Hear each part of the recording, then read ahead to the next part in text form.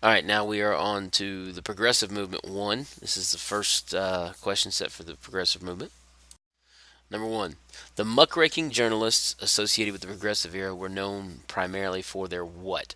Okay, so we're gonna sit here and figure out what are muckrakers. Muckrakers are people that kind of stir things up. All right, so we're looking here. A, willingness to expose corruption in U.S. society. Okay, that's a possibility. Let's hold on to that one. B, articles supporting the economic benefits of laissez-faire economics. These were people that kind of pointed out problems, so no, they did not believe in laissez-faire. Let's hold that one. Let's get rid of that one. C, the use of media to advocate the passage of Equal Rights Amendment. Okay, we're talking about an era way before the Equal Rights Amendment even became a thought. Okay, D, support for formation of U.S. military alliances with European countries. They could care less about that for the most part. It is going to be A. They wanted to expose corruption. All right, number two. During President Theodore Roosevelt's administration, Congress gave the Interstate Commerce Commission the power to do what? Okay, this is A. To enforce legislation regulating railroad rates. Maybe. B. Construct a national canal system. Again, maybe. C. Impose lower import tariffs on foreign goods. Possibly. Or mint a national currency. Okay, so what did they really do? Okay, we're looking at the Interstate Commerce Commission. Now, this is one group of this is a government agency that controls business between states. Okay, now first of all, mint a national currency. We already had a national currency. It's not going to be that one. Impose lower import tariffs on foreign goods. This is interstate commerce. Okay, not foreign commerce. So we can get rid of C. Okay, so it's down now between A and B. Okay, and the answer to this was going to be A. Okay, specifically talking about railroad rates. Number three, one of the key goals of the 1913 Federal Reserve Act was to A. Place a banking system under direct control of Congress. No. B. Decentralize the banking industry in order to allow for local control of money. No, they don't want local control. C. Protect the banking industry by removing the country from the gold standard. Possibly. Or D. Create a banking system that could regulate the amount of money in circulation. So we're stuck between C and D, and it's going to be D. Okay, and this is what we have in place today. We have our Federal Reserve in place, and it controls the amount of money in circulation. When there's too much money in circulation, we have rapid inflation. If there's not enough money in circulation, our economy starts to stagnate. All right, number four. In America during the Gilded Age, robber barons were people who mainly did what? Now, robber barons, we need to sit here. That's the negative connotation. These are people that supposedly took advantage of the poor. They took advantage of the workers and became wealthy. The robber barons themselves would probably refer to themselves as captains of industry. Same kind of thing, two different perspectives. Okay, so they were the people who primarily did what? A. Seized the possessions of Civil War prisoners. We're talking about the industrial age. They're not worried about Civil War prisoners. It's long gone. Let's get rid of A. B. Conducted brutal military campaigns across the country. Are we really? We're not talking about any kind of military actions. Let's get rid of B. C. Exploited natural resources of African colonies.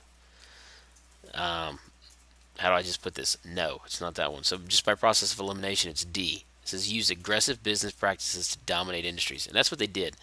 They were ruthless. They went through. They did what they had to do, and they became successful. All right, number five. Use the political cartoon to answer the question. All right. In the political cartoon, President Theodore Roosevelt is depicted as opposing which group? Okay, now Theodore Roosevelt is shown up here as being a hunter. Okay, and he's shooting at the Beef Trust, or at the Standard Oil Trust, or at the Hard Coal Trust. Okay, so who's he going after? Can't be labor unions because he was actually on the side of labor unions a lot. It can't be political reformers. It can't be civil servants. It's got to be corporate monopolies. He's going after big businesses and businesses that are so big that they basically control an entire industry. D. Number six. In the mid 19th century, Horace Mann was best known for advocating which of the following.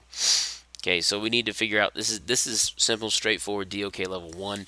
Horace Mann is specifically linked to education, so it's going to be C, free public education. Number seven. In the late 1800s, why did the Great Plains region become closely associated with the populist movement? Okay, go ahead, get it in your mind. Populist equals farmers. Okay, the farmers were on board with the populace. Okay, and that right there makes the connection to the Great Plains. So let's sit back and look at it here.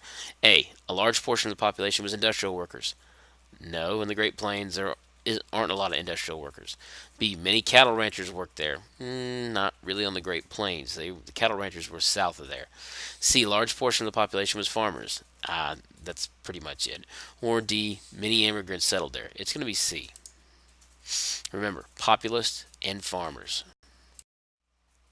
All right, number 8, reforms of the progressive movement. Direct primary, initiative, referendum, and recall. All right, or direct election of senators. What was the purpose of these reforms?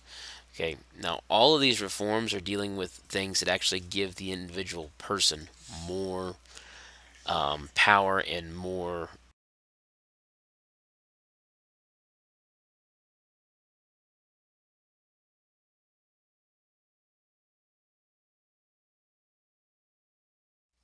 Number 9. During the early 20th century, progressives and traditionalists had strong opinions about prohibition. Okay, so Speaker 1, prohibition is an example of a progressive reform and I support it. Speaker 2, prohibition will preserve our traditional values and I support it. Both of these statements, but based on these statements, which conclusion about prohibition reform can be reached? First of all, let's look at the statements. The second speaker is obviously, a more traditionalist, and the first speaker is a progressive.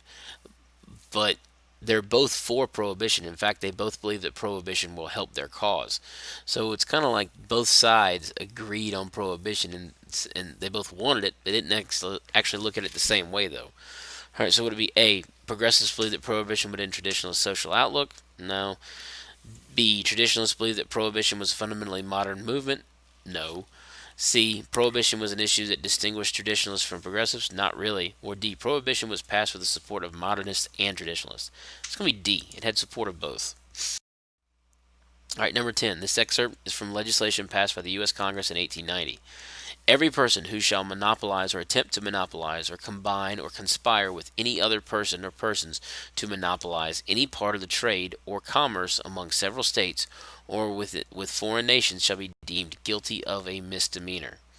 Okay, what is the historical significance of this legislation? Okay, what this is talking about, this idea of anybody trying to create a monopoly. Okay, they've made it a crime. Okay, so is it A, it represents the first attempt by Congress to regulate trade between two or more states? No, that's not the case. That happened early in the 1800s. B, it was the first law attempted to prohibit one company from controlling an entire industry? Maybe. C, it represents the first attempt by Congress to criminalize corruption amongst corporate officials. Well, it doesn't talk about corruption, so we can eliminate C. D, it was the first law that attempted to regulate trade between domestic companies and foreign nations. Now, I'm thinking it's going to be B, and it is B. All right, number 11. In 1906, Upton Sinclair's novel The Jungle described the meatpacking industry. There was never the least attention paid to what was cut up for sausage. There would come all the way back from Europe old sausage that had been rejected, and that was moldy and white. It would be doused with borax and glycerin and dumped into the hoppers and made over again for home consumption. I struggled to read that just because it was so disgusting. All right, which statement explains how Upton Sinclair contributed to shaping perceptions about federal government? Okay, Upton Sinclair was a muckraker. He wanted to get your attention about something. All right, so A, he called for national training standards for workers. No. B, he encouraged farmers to form the government agencies. Not really. C, he demonstrated the need for a national food supplier. No, that wasn't it either. D, he influenced public demand for government regulation of food. Yes, after reading this, you better believe you want the government checking to see what it is that you're eating. All right, number 12. In 1910, Theodore Roosevelt laid out his philosophy of the new nationalism in a speech. Every dollar received should represent a dollar's worth of service rendered. The really big fortune acquires qualities which differentiate it and set it apart from what is possessed by men of relatively small means. Okay, which domestic reform was passed by Congress in response to the philosophy outlined by Roosevelt's speech? Okay, this is A, direct election of senators. No. Okay, it has nothing to do with an election. B, initiative or referendum. Again, has nothing to do with anything to be voted on. C, prohibition of poll taxes. In other words, getting rid of poll taxes. Roosevelt didn't really come out on that particular issue, but again, it's not really dealing with that. Or D, graduated income tax. In other words, if you make a lot more money, you should pay a higher tax rate than somebody that's just a regular worker. It's going to be D, the graduated income tax. All right, number 13. The reforms proposed by the populists and progressives of the late 19th and early 20th centuries were most similar. Excuse me. Were most similar to the policies followed during the. Okay, which era? Okay, so we're talking about progressives. We're talking about more government intervention, more government involvement. Let's play devil's advocate here. During the Eisenhower era, no, the government was kind of stepping back and letting people do their own thing. During the Roaring Twenties, again, the government stepped back and let businesses pretty much do what they wanted. And during the Nixon presidency, there was a whole bunch of stuff going on. It's not really that progressive of an era. It's going to be B, the New Deal era. This is when you had the government stepping in and trying to take a more active role in people's everyday lives. Number 14. Members of the Women's Christian Temperance Union were most interested in promoting what? All right, temperance is all about the banning of alcohol. Okay, and when that'd be right there, C, the prohibition of alcohol in the United States. All right, 15. During the administration of President Theodore Roosevelt, Congress passed two important consumer protection acts that became part of Roosevelt's Square Deal. These two acts were A, the Sherman Antitrust Act and the Volstead Act. And the Volstead Act is what put prohibition in place. This didn't happen under Roosevelt, so we can eliminate A. B, Pure Food and Drug Act and the Meat Inspection Act. Let's hold on to those. C, the Wagner Act and the Taft-Hartley Act. Probably not. Or the Pendleton Act and the Interstate Commerce Act. Okay, it's going to be B. And remember, this is directly tied to, the muckrakings of the jungle.